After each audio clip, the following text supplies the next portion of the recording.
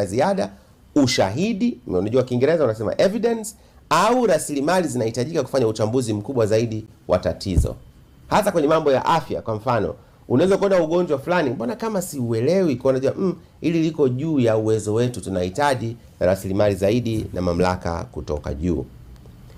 Inaendelea, ni muhimu kuwepo ushiriki wa jamii, kwani unatupatia muktadha na uhalisia wa kimazingira ambapo mradi unatakiwa kutekeleza. Kwa unapokuwa unafanya uchambuzi wa tatizo, problem analysis, ni lazima uongee na wadau. Na hapa ndo namaanisha madiwani, wenye viti wa vitongoji, wenye viti wa vijiji, umenielewa?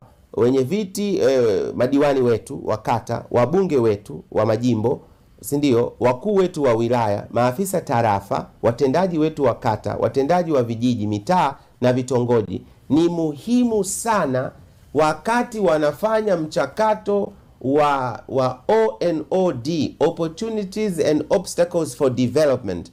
Huu ni mchakato wa kuangalia fursa na vikwazo kwa maendeleo. Ni muhimu sana wakawashirikisha watu. Miradi mingi inafeli kwa sababu inaandikwa ofisini, wanaandika watu ofisini proposal, hiyo andiko la mradi wanapeleka, watu hawakushirikishwa. Mradi linakuja, watu wanalikataa. Unasema sisi tujengewe soko hapa. Sisi shida yetu haikuwa soko. Sisi hapa shida yetu ilikuwa stendi. Unakuja hapa tujengea stendi. Na kama hapa shida haikuwa stendi, hapa shida ilikuwa soko. Unakuja unajenga hospitali hapa. Anakuambia hapa hakuna mtu wa kumtibu kwa sababu wanaokaa hapa ni wafugaji, wanahama. Utajenga hospitali, hakuna atakaye kuja. Hapo ulitakiwa labda ulete hospitali inayohama, kliniki. Kwa hiyo vitu vyote ni lazima tushirikishe watu kwa maana hiyo. Mchakato wa uchambuzi mara nyingi husaidia kujenga hali ya uelewa wa pamoja, common and shared understanding. Kusudio la mradi, lakini lengo la mradi ni nini, na hatua zinazopaswa kuchukulia kwa maana ya actions for the future. Sasa nyenzo ambayo naipendekeza leo kwenye shule ya uongozi ni kuhusu ya kufanya uchambuzi wa tatizo. Sasa unasema kuna problem analysis, lakini nyenzo gani unaitumia kufanya problem analysis? Ni nyenzo gani unaitumia kufanya uchambuzi wa tatizo? Leo hii kwenye shule ya uongozi ninapendekeza inaitwa sasa uchambuzi wa mti wa tatizo, au problem tree analysis as a tool for problem analysis. Yani uchambuzi wa mti wa tatizo ndio nyenzo ninayoipendekeza leo. Ziko nyenzo nyingi za kufanya uchambuzi wa tatizo. Sasa anasema nyenzo, mti wa tatizo unaweza kuelezewa kama taswira ya tatizo.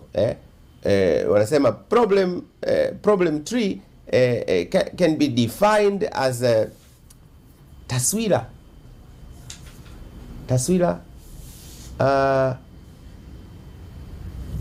as a picture of a problem, kama taswira ya tatizo kwa njia ya mchoro. Mti wa tatizo unaweza kuelezwa kama taswira ya tatizo. Unasema problem tree can be defined as a picture or a graphic representation of a problem. Tatizo lile kwa picha unachora. Sasa anaendelea kusema ni mti wa tatizo. Kwa ni mti kabisa.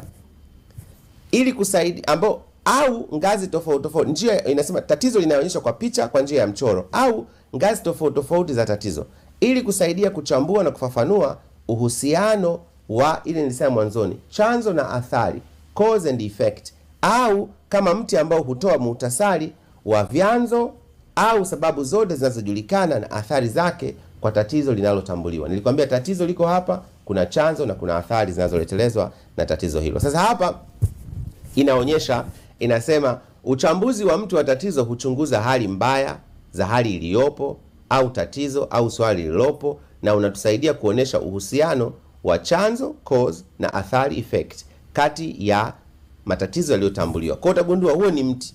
Huu mti wa kawaida. Sasa unapochambua tatizo lolote lina sura ya mti. Tatizo lolote, liwe tatizo binafsi, hata tatizo la mapenzi lina sura ya mti. Watu wanapenda mfano huu. Tatizo la mapenzi lina taswira ya mti. Unanielewa? Kwa sababu tatizo lako ni mahusiano yasiyokuwa mazuri kati ya wewe na mpenzi wako. Wacha leo nitoe mifano hii ili watu wasikasirike sana. Maana nikatoa mifano ya serikalini hapa, nikapatikana tabu. Kwa leo nakupatieni mfano wa mapenzi. Mahusiano yenu sio mazuri. Hamuelewani, si ndio? Kati ya wewe na mpenzi wako. Hilo ndio tatizo. Kwa sababu kama mwelewani, hilo ni tatizo. Sasa usikurupuke kulitatua hilo tatizo. Msiende kwa mjomba wenu kwanza kumwambia tatizo lenu. Na hata mjomba wenu akija akikurupuka ameshindwa. Lazima mjue hivi chanzo cha mawasiliano dhaifu kati ya mimi na mpenzi wangu ni nini? Chanzo. Orodhesheni pale. Orodhesheni kabisa. Halafu mnaliona tatizo. Kisha mseme hivi, kwa sisi kuto kuwasiliana vizuri, ni athari gani zinaletelezwa na hali hii? Unaeleza nyingi tu. Baada ya pale ndio unaweza kujua namna gani ninakwenda kutatua tatizo hilo. Sasa nitaenda tena nitakupa. Sasa hapa nitakupa mfano mdogo. Huu mfano unaeleza namna ambavyo unaweza ukatatua tatizo. Kwanza tunaanza na chanzo. Kwanza tunaanza na tatizo kuu, halafu chanzo, halafu athari. Sasa nitakachokifanya nitaonyesha kwenye mizizi. Nitaanza na mizizi. Unakumbuka mizizi ni hii. Nitaanza na mizizi, kisha nitakuonyesha mizizi inavyokwenda mpaka inatengeneza tatizo. Halafu tatizo linavyopelekea kutengeneza athari. Sasa ukija hapo ni chanzo. Na hapa nazungumzia jambo moja ambalo mtaliona. Urasimu mkubwa wa watendaji katika usimamizi wa maji. Urasimu mkubwa wa watendaji katika usimamizi wa maji. Haya, kuna upungufu wa fedha za ukarabati. Upungufu wa fedha za ukarabati. Hizo sasa ni kwa watu, maji yakitiririka, magonjwa yale ya mlipuko yanaondoka, magonjwa ya mlipuko yakiondoka, watoto wanaendelea kuwa na afya tele, watoto wakiendelea kuwa na afya tele, wazazi wanaendelea kuchapa kazi huko mashambani, kwenye masokoni, biashara, viwandani, wakipiga kazi ya kutosha na kuchapa kazi, vipato vinaongezeka, uchumi unakuwa mtamu. Hii ndiyo problem analysis, problem tree analysis, alafu baadaye tukaje tukasema objective analysis. Sasa wakati namalizia jambo hili, nataka niwaeleze ya kwamba Mwalimu Nyerere mwanzo kabisa kule miaka ya 60 alitumia problem tree analysis. Kipindi kile walikuwa wakiita PRA, participatory rural appraisal, ambayo kimsingi participatory rural appraisal ilikuwa nyenzo ya uchambuzi wa tatizo. Participatory rural appraisal ilikuwa ni nyenzo ya uchambuzi wa tatizo, na ni kwa msingi huo miaka ya 60 na 70 Mwalimu Nyerere na wenzake walifanikiwa kufanya vitu vifuatavyo. Moja, Mwalimu baada ya kupata uwaziri mkuu mwaka 61, kwa sababu alianza mwaka 60 chief minister, waziri kiongozi, mwaka 61 prime minister, halafu alivopata tu miezi sijui miwili mitatu akajiuzuru. Hakuna Mswahili anaweza kufanya kitu cha kirahisi namna hiyo. Mswahili yoyote, na hapa natumia neno Mswahili sio kisifa. Mswahili yoyote ambaye hana uadilifu, umpe uongozi leo, aki anapanga tena aendelee kwa mtindo ule ule. Lakini hapa tunazungumza ya kwamba Mwalimu Nyerere alisema amepewa tu waziri mkuu akajiuzuru. Baada ya kujiuzuru akapotea, akaenda kwa wananchi, aliizunguka nchi yote hii akitumia mbinu hizi nimekwambieni hapa: kujifunza kuhusu watu, kujifunza kuhusu wana CCM, kujifunza namna ya kukibadili Chama cha Mapinduzi kutoka kuwa chama cha kihanaharakati, kutoka chama cha wapigania uhuru, kutoka chama cha wapiga kelele, kutoka chama cha watu wa kulumbana, kutoka chama cha maandamano, kutoka chama cha kupiga makelele na kushambulia na kutukana watu wakoloni enzi hizo, kuwa chama taasisi, chama chenye uongozi, chama chenye katiba, chama chenye miongozo mbalimbali, kanuni, maadili, chama ambacho kina vikao, chama ambacho kina jukumu la kuisimamia serikali. Kwa maana hiyo akaenda kule, akazunguka mwaka mzima, akajifunza, akaandika vijitabu vitatu. Moja, akaandika kijitabu kinaitwa Tujisahihishe. 2, akaandika kijitabu kinaitwa Tanu na Raia. 3, akaandika, hapa nitachanganya vizuri, nitauliza wazee wangu, nafikiri ni binadamu na maendeleo, kitu kama hicho. Hivyo vitu hivyo akaandika kipindi kile. Sasa hii nitaiconfirm ya 3. Sasa nikupatie mfano Tujisahihishe. Mule ndani akasema ukweli una tabia moja, huwa haupendi kupuuzwa. Ni kama uwe hujavaa kiatu, uko na dole tu, ukatembea barabarani ukasema hili ni jiwe na unajua ni jiwe, alafu ukalipiga dochi, si utaumiza dole gumba lako? Ndio ukweli. Wanasema ukweli huo una tabia ya kujilipiza kisasi ukipuuzwa. Tuseme ukweli wakati wote, hata kama tunatetemeka. Nafahamu wakati mwingine kuna watu, hasa viongozi, ambao wako radhi kusema uongo ili kulinda maslahi yao. Na waombea kwa Mungu sana. Unapokuwa kiongozi, mojawapo ya vitu unavyo kwenye dhamana yako ni pamoja na kupoteza dhamana yako ikibidi, kama utahitaji kusimamia ukweli. Wakweli naweza kusaidia mkuu wetu wa nchi. Wakweli, viongozi wakweli hawayumbi katika ukweli. Wanasema ukweli wakati wote. Wanasema hii ni nyeusi, hii ni nyeusi, hii ni nyeupe na hii ni nyeupe. Ukiyumba katika ukweli, hata mbingu unaweza na mashaka kama utaipata. Lazima tuwe wakweli. Kwa hiyo huu ni ukweli. Kipindi hicho akasema hebu tujisahihishe kwa yale yote ambayo tumekuwa tumefanya. Huenda alikuta watu kule waongo wanatoa ahadi zisizokuwepo. Huenda walikuwa na ahadi wakoloni wakiondoka kila mtu atakuwa na gari lake. Hivi ni vitu vya uongo. Na ndio maana kuna wakati mwingine magazeti hapa huwa yanapigaga hesabu, kwa mfano kodi tukikusanya au nini, wanasema hii unaweza kununua Noah 30. Nani alikwambia kila mtu anatakiwa kumiliki Noah? Kuna mtu mwingine ameandikiwa baiskeli, kuna mtu mwingine ameandikiwa bodaboda, kuna mtu mwingine ameandikiwa bajaji kwa wakati wake, kuna mtu mwingine ameandikiwa kirikuu, kuna mtu mwingine ameandikiwa Jumanne Idi E100, kuna mtu mwingine ameandikiwa hivyo, zinapanda kwa mtindo huu. Kuwahadaa kwamba kila mtu anatakiwa apewe Noah ni kufanya distortion, yani ni kufanya upotoshaji, kitu ambacho sio kitu kizuri. Kitabu cha Tano na Raia, ndio Mwalimu Nyerere mle ndani anaeleza ya kwamba, anaeleza jambo zito sana. Anasema asili ya Chama cha Mapinduzi ni vitu viwili.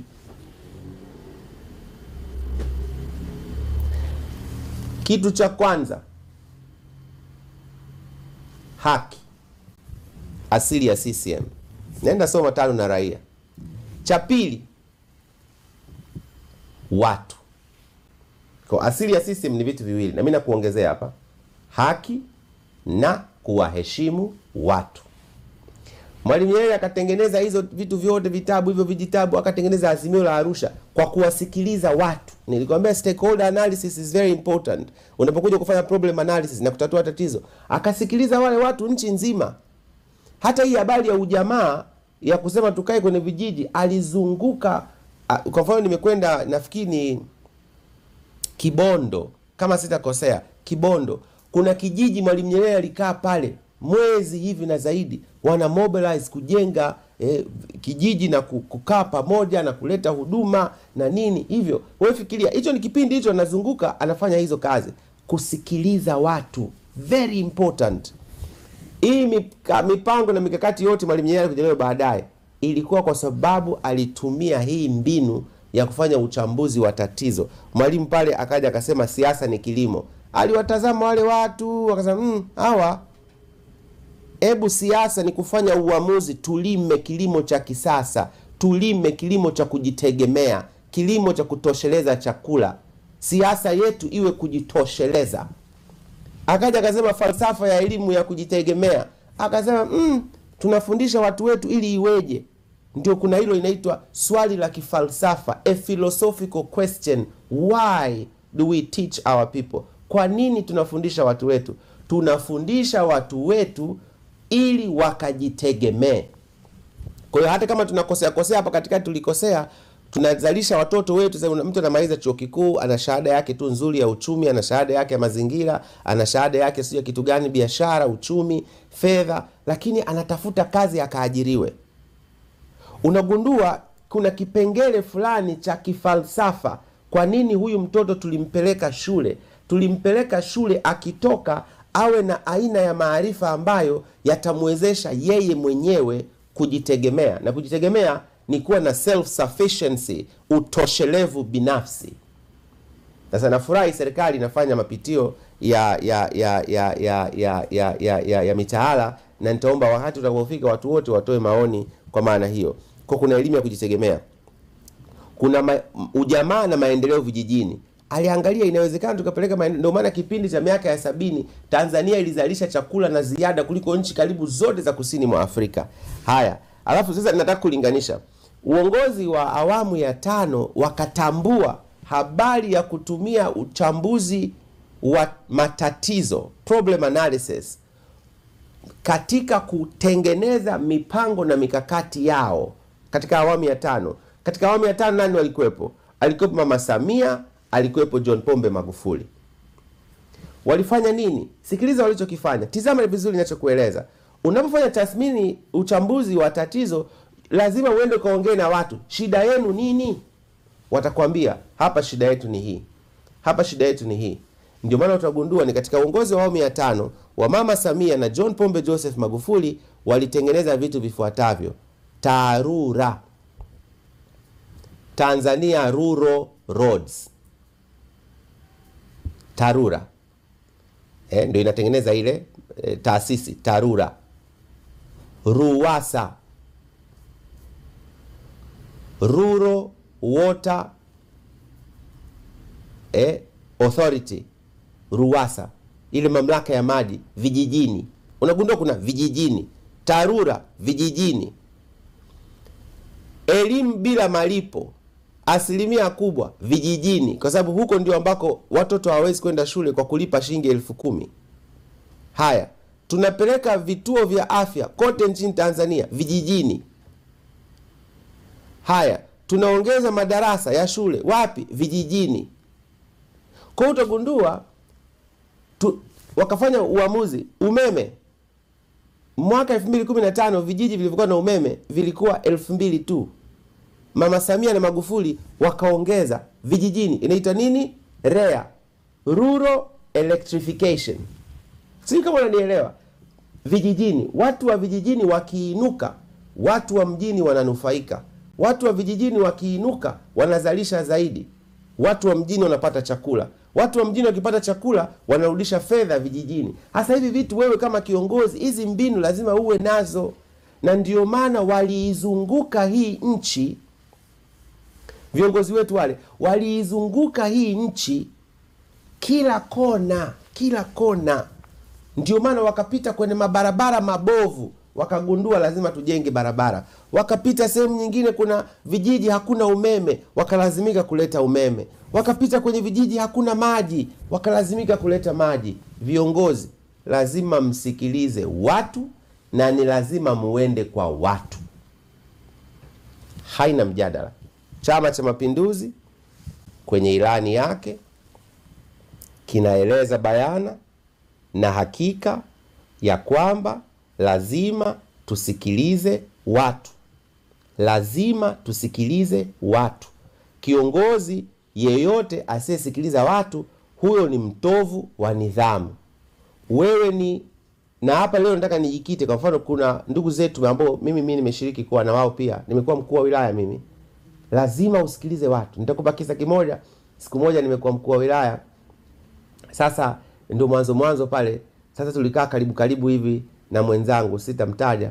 Sasa sasa kule yeye amekuwa mbobezi. Mimi si mbobezi sana. Sasa mimi nikasema ili nielewe kazi ya ukuu wa wilaya, wacha nisikilize tu watu wana shida gani. Kwa watu wakaanza kupanga foleni na kuja mimi nimezulumiwa shamba, kwa shamba, na mimi ninatumia akili ya kujiongeza na kusoma kwamba shamba mtu akizulumiwa utaratibu ukoje. Sasa umekwenda baraza la ardhi, anasema sijaenda, basi sema hebu nenda baraza la ardhi, fuata utaratibu wa fujo, uniletee mrejesho ili uweze kupata unapopeleka maelekezo ujue ameenda, amerudi, amefika wapi, anakurejea tena.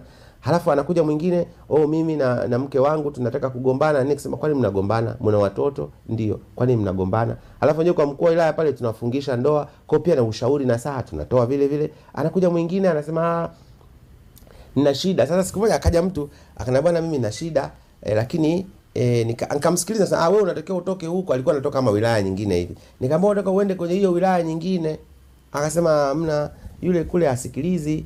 Asikilizi? Kwa nini asikilizi? Hapana, shida yako ni nzuri tu, inatatulika. Nataka akusikilize. Yule ni mwenzangu, anatoka sasa ni mkuu wa wilaya jirani huko, jirani.